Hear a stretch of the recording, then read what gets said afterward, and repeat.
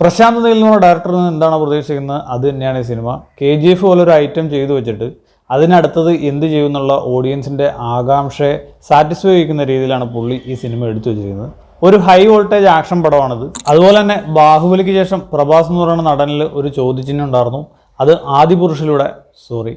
അത് സലാറിലൂടെ തന്നെ പുള്ളി അതിന് റിപ്ലൈ കൊടുത്തിട്ടുണ്ട്. വൻ പെർഫോമൻസ്, പുള്ളിയുടെ അഴിഞ്ഞാട്ടമാണ് ഈ സിനിമ. ഒരു കംപ്ലീറ്റ് പ്രഭാസ് മൂവി എന്ന് തന്നെ നമുക്ക് പറയാം.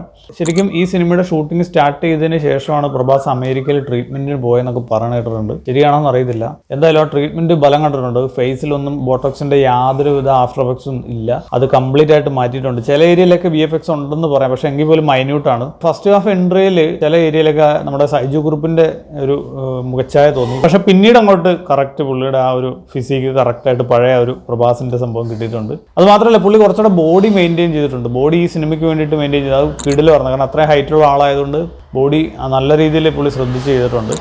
സിനിമയിലായിട്ട് പ്ലോട്ടിലോട്ട് വന്നാൽ രണ്ട് സുഹൃത്തുക്കൾ തമ്മിലുള്ള ബന്ധത്തെ ഗൺസർ എന്ന് പറയുന്ന വലിയൊരു സാമ്രാജ്യ നഗരമായിട്ട് ബന്ധപ്പെടുത്തിയിട്ടാണ് ഈ സിനിമയുടെ കഥ പറഞ്ഞു പോകുന്നത്. ഒരു കഥയായിട്ടൊന്നും അങ്ങനെ പറയാൻ പറ്റിയ സംഭവമല്ല. ശരിക്കും പറഞ്ഞാൽ ഇതിൻ്റെ ഒരു സബ് പ്ലോട്ടുകൾ ഡെവലപ്പ് ചെയ്ത് ഒരു സിനിമയാക്കി മാറ്റിയെന്ന് പറയണം. അതിനകത്ത് ആക്ഷൻ ഉണ്ട്, അതിനകത്ത് ഇമോഷൻസ് ഉണ്ട്, എല്ലാം ഉണ്ട്. ഒരു കംപ്ലീറ്റ് തിയേറ്റർ സ്റ്റഫാണ് ഈ സിനിമ. എസ്പെഷ്യലി ഇതിൻ്റെ ആക്ഷൻ സീക്വൻസ് അൻബറിവാണ് ചെയ്തിരിക്കുന്നത്. കിടിലമാണ്, ഒരു രക്ഷയില്ല.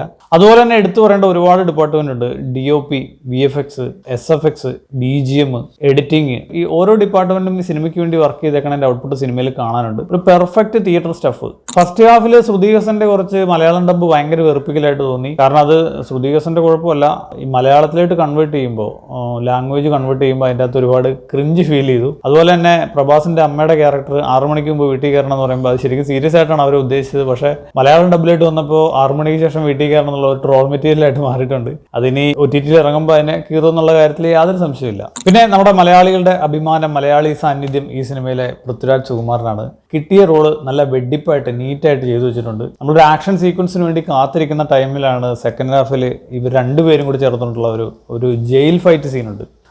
മാരകമായിരുന്നു, അപാര ഫൈറ്റാണ്.